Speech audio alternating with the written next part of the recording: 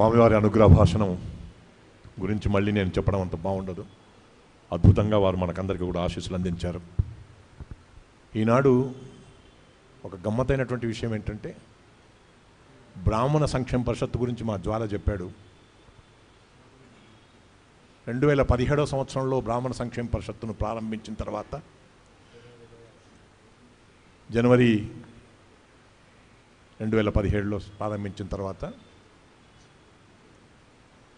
2023 వరకు ఉండేటువంటి పరిస్థితి వేరు. ప్రస్తుతం బ్రాహ్మణ సంక్షేమ పరిషత్తుని పీక బిసికినట్టుగా అయింది. బ్రాహ్మణ సంక్షేమ పరిషత్ యొక్క కార్యకలాపాలన్నింటిని కూడా ఆపేసినట్టు అయింది. ఇంతకంటే ఎక్కువగా మాట్లాడడం భావ్యం కాదు. కానీ తప్పకుండా ప్రభుత్వ దృష్టికి సెంటర్ ఫర్ బ్రాహ్మణ్ ఎక్సలెన్స్ వారంతా కలిసి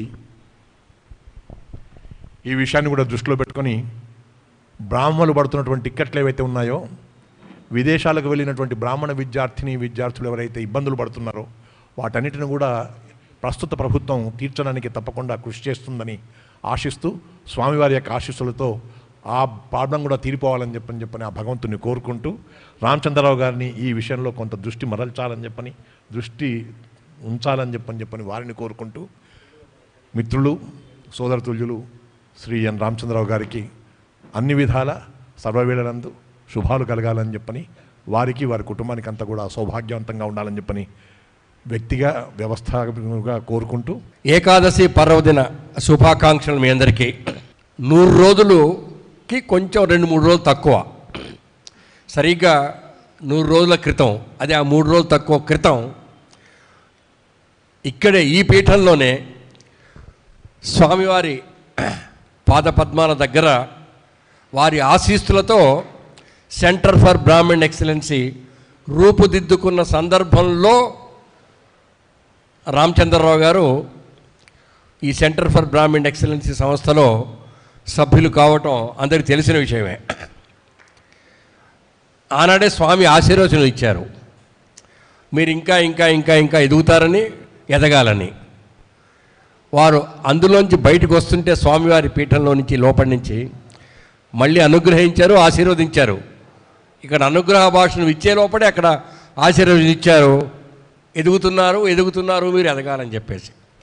రామచంద్రరావు గారికి హృదయపూర్వక శుభాకాంక్షలు. ఏరు ముందా ఏకాదశి ముందా అని చిన్నప్పుడు అనుకునేవాళ్ళం మేము పల్లెటూళ్ళలో.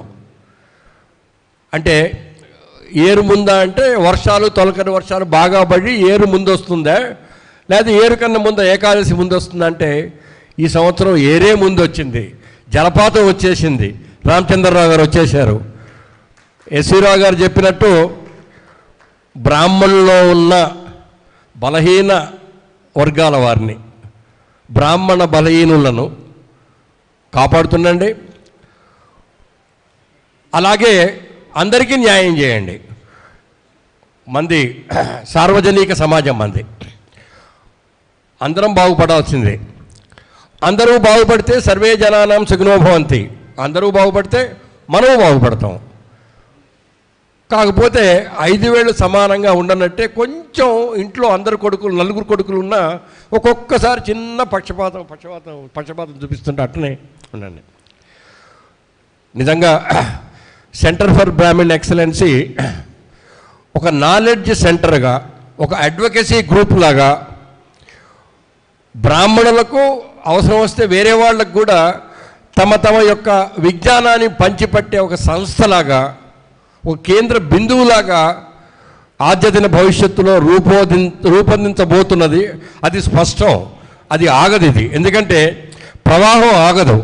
ప్రవాహాన్ని ఎవరైనా ఆపినా కానీ అది ఆగదు. ఎందుకంటే సహజంగా ప్రవాహానికి అలా ముందుకు పోతున్న ఈ సెంటర్ ఫర్ బ్రాహ్మణ్ ఎక్సలెన్సీ సంస్థకు కూడా మీరు, కేంద్రంలో మీ ప్రభుత్వం ఉంది, మాకు సహాయం చేయండి.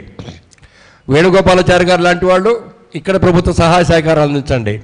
నేను రమణాచారి గారు తెలంగాణ రాష్ట్రం ఏర్పడిన తర్వాత ఒక 2 ఏళ్ల తర్వాతనో 3 ఏళ్ల తర్వాతనో స్టార్ట్ అయినటువంటి తెలంగాణ బ్రాహ్మణ సంక్షేమ పరిషత్తులో వారు అధ్యక్షులుగా, వారి కింద నేను ఉపాధ్యక్షుడిగా పనిచేసి చేతనైనన్ని కార్యక్రమాలు చేపట్టాం. కనీసం 400-500 మంది విదేశీ విద్యలు చదువుకొని వాళ్ళ ఉన్నత స్థానాలలో ఉండి మధ్య మధ్య మనం పలకరిస్తుంటారు. బ్రహ్మాండమైన బిల్డింగ్ కట్టాం ఆ రోజుల్లో. కొన్ని అసంపూర్తి కార్యక్రమాలలో ఈ అడ్వకేసీ బ్రాహ్మిన్స్ ఎంపవర్మెంట్ ఇంకా కొన్ని మనకు ఉన్నాయి. ఆ మార్గంలోనే ఇది పయనించడానికి ఒక ఎక్స్టెన్షను. ఈ ఎక్స్టెన్షన్ రాజకీయాలకు అతీతంగా ఇంకా ఏదన్నా విభేదాలు ఉన్నా వాటన్నిటికి అతీతంగా పనిచేస్తున్నటువంటి అష్యూరెన్స్ మటుకు నేను ఇవ్వగలుగుతాను. మనం గొప్ప వ్యవస్థగా రూపుదిద్దుకుందాం. అలానే ఈ పర్వదినాన్నే మాజీ మంత్రివర్యులు కూడా తెలంగాణ ఈ సెంటర్ ఫర్ బ్రాహ్మణ్ ఎక్సలెన్సీలో మెంబర్ కావడం అనేటువంటిది నిజంగా గొప్ప విశేషం. 87 సంవత్సరాల ఏఎల్ నరసింహారావు గారు వచ్చారు సూర్యాపేట నుంచి. వారు ఇదంతా చూసి, ఈ సంస్థ ఇదంతా చూసి నేను మెంబర్ని అవుతా అన్నారు. చాలామంది మెంబర్లు అవుతా అంటున్నారు. కానీ మాకు మెంబర్షిప్ దాని ద్వారా వచ్చే ఆదాయం కన్నా చేయూత కావాలి. అది మాటగా సహాయం కావచ్చు, చేత సహాయం కావచ్చు, ఇంకేదైనా కావచ్చు.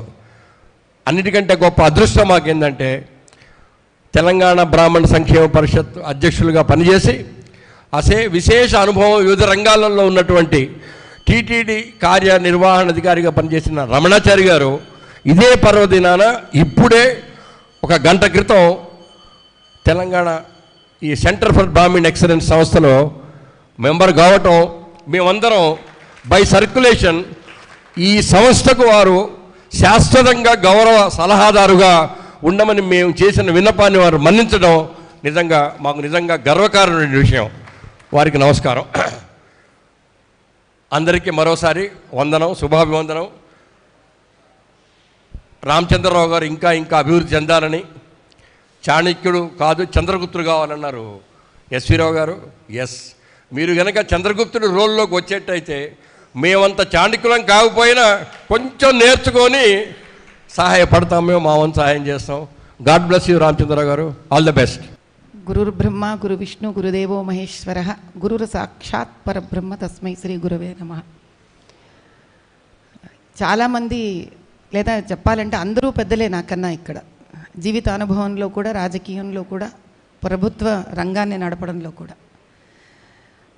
కానీ కొత్తగా బుడిబుడి అడుగుల రాజకీయంలో వేస్తున్న నాకు అర్థమైంది ఏమిటి అని అంటే, బ్రాహ్మలు తలుచుకుంటే చేయలేనిదేమీ లేదు. ఈ ఏమీ లేదు అనే దాంట్లో సామ్యవాదత్వము, ధర్మనిరపేక్షతను కూడా ఉందండి. దయచేసి బ్రాహ్మలందరితో నాది ఒకటే ఒక విన్నపం, దీని అసలైన డెఫినేషన్ మళ్ళీ తెలుసుకుంటూ ఎక్కడ లేని సామ్యవాదాన్ని, ధర్మనిరపేక్షతను ఎదుగుతున్న బ్రాహ్మల పట్ల చూపించకుండా, బ్రాహ్మలు తలుచుకుంటేనే చాణక్యులు అవ్వగలరు, చంద్రగుప్తులను చేయగలరు అనే భావన నాకుంది. కాబట్టి మా రామచంద్రరావు గారు అన్నయ్య గారు అటువంటి ఒక చాణక్యుడని నేను నమ్ముతున్నాను. ఆయన ఆధ్వర్యంలో బీజేపీలో ఈ రాష్ట్రానికి తప్పకుండా ఒక చంద్రగుప్తుడు తయారవుతాడని అనుకుంటున్నాను నేను. అటువంటి చాణక్యుడిగా ఆయనని మనమందరం కూడా చూపించాల్సిన అవసరం ఉంది. ఎందుకంటే బ్రాహ్మడు ఆంజనేయ స్వామి లాంటివాడు. ఆయన శక్తి ఏమిటో ఒక్కొక్కసారి ఆయనకు కూడా తెలియకపోవచ్చు. అపర రామభక్తుడైనా కూడా చుట్టుపక్కల ఉన్న వానరులంతా అయ్యా నువ్వు వెళ్ళగలవు, రామచంద్రుడిని అమ్మవారిని నువ్వు ఒకటి చెయ్యగలవు అని చెప్పారు. కాబట్టి మన రామచంద్రరావు గారు కూడా లోపల నుంచి చాలా గట్టి వ్యక్తి అయినా కూడా ఈయన మెత్తవాడు అనే భాష పలు నోట్లో నుంచి వస్తోంది. కాబట్టి ఆయన మెత్తవాడు కాదయ్యా, బలహీనులతో ఆయన మెత్తవాడు. ఎవరైతే రాష్ట్రానికి విరోధం చేయదలుచుకుంటున్నారో వాళ్ళ పట్ల చాణక్యుడు వంటివాడు, రామబాణం పరశురాముడిలాగా బాణమెత్తగలిగిన వాడు అని మనమందరం కూడా ఆయనకు ఆ ధైర్యాన్ని ఇవ్వాలి.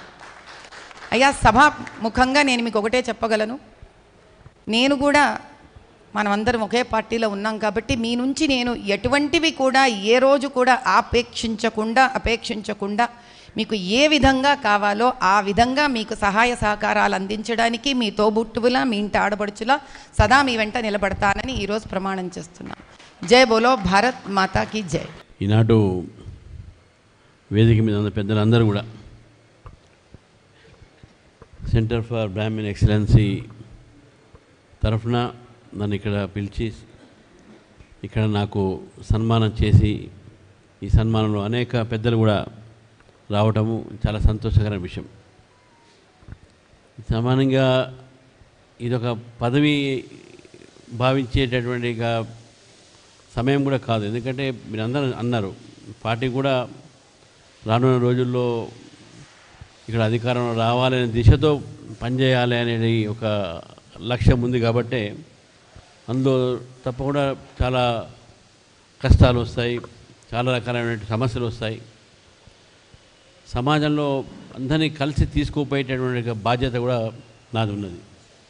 అటల్ బిహారీ వాజ్పేయి గారు ఒక కవితను రాస్తూ వారు అంటారు, సబ్ సమాజ్ కో లియే సాత్ మే ఆగే హై చల్తే జానా.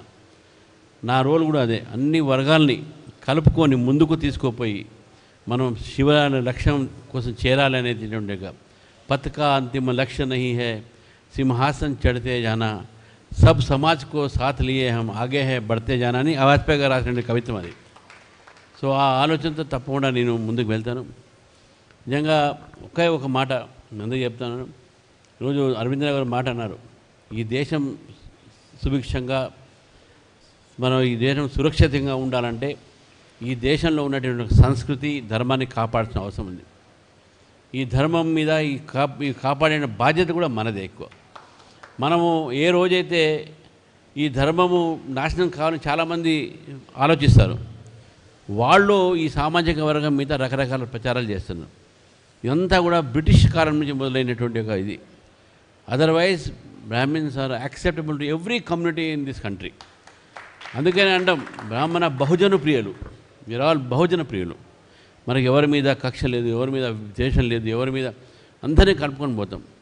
రకరకాలైనటువంటి సామాజిక దురాచారాలు కూడా అది బ్రిటిష్ వారు సృష్టించినటువంటి విషయాన్ని మనం గుర్తుపెట్టుకోవాలి. We always wanted a society, United society. Kashmir నుంచి కన్యాకుమారి దాకా, ఇటు అస్సాం నుంచి కటక్ దాకా, మీరు ఎక్కడైనా పోయిన కటక్ దాకా, మీరు మొత్తం దేశం అంతా కూడా మీరు you will find reminiscences of Indian culture. ఈ కల్చర్ మనము వీకన్ అయినప్పుడే దేశం కూడా విడిపోయింది. ఈ కల్చర్ మనం కాపాడాల్సిన అవసరం ఉన్నది, ధర్మాన్ని కాపాడాల్సిన అవసరం ఉన్నది. ఈ ధర్మాన్ని కాపాడుతూ సమాజానికి సేవ చేస్తూ మనం ముందుకు పోవాలని చెప్పేసి కూడా మీరందరూ నాకు ఆశీర్వదించాలి. నేను చాణక్యునో చంద్రగుప్తో కావాలని నాకు ఏం లేదు. నేను ఒక యోధుడుగా పృథ్వీరాజ్ చౌహాన్ అనే దేశం కోసము, లేకపోతే శివాజీ అనే దేశం కోసము పోరాడని నాకు ఉంది. కానీ నాకు అంత పెద్ద I have least ambition in politics. నాకు ఎవరినో కింద దింపాలి, పైకి తీసుకురాలని లేదు. అదర్వైజ్ ఇండియన్ పాలిటిక్స్లో వేరే వాళ్ళు ఇండియన్ క్రాప్స్, మీ అందరూ తెలుసు. ఇండియన్ క్రాప్స్ ఒక చిన్న స్టోరీ ఉండే. ఎండ్రకాయలు, అది ఒక ఎండ్రకాయ ఎక్స్పోర్టరు బాక్స్ ఓపెన్ అయిపోతుంది. ఆ బాక్స్ ఓపెన్ అయినప్పుడు వాడు ఆ షిప్మెంట్ వాడు చెప్తాడు వాడిగా, సార్ యువర్ క్రాప్స్ బాక్స్ అది open sir, can we transport it అంటే, don't worry you will be safe because one crop goes out, another crop pulls him down అనేటటువంటి ఆలోచన చెప్పారు. సో అటువంటి ఒక సమయంలో నేను తప్పకుండా will not have Indian crops అది చెప్పాను. చివరికి ఒకటే మాట, చాలామంది అదే అన్నారు, సౌమ్యుడు, అగ్రెసివ్నెస్ ఏంది. నేను aggressiveness it should be in our convictions.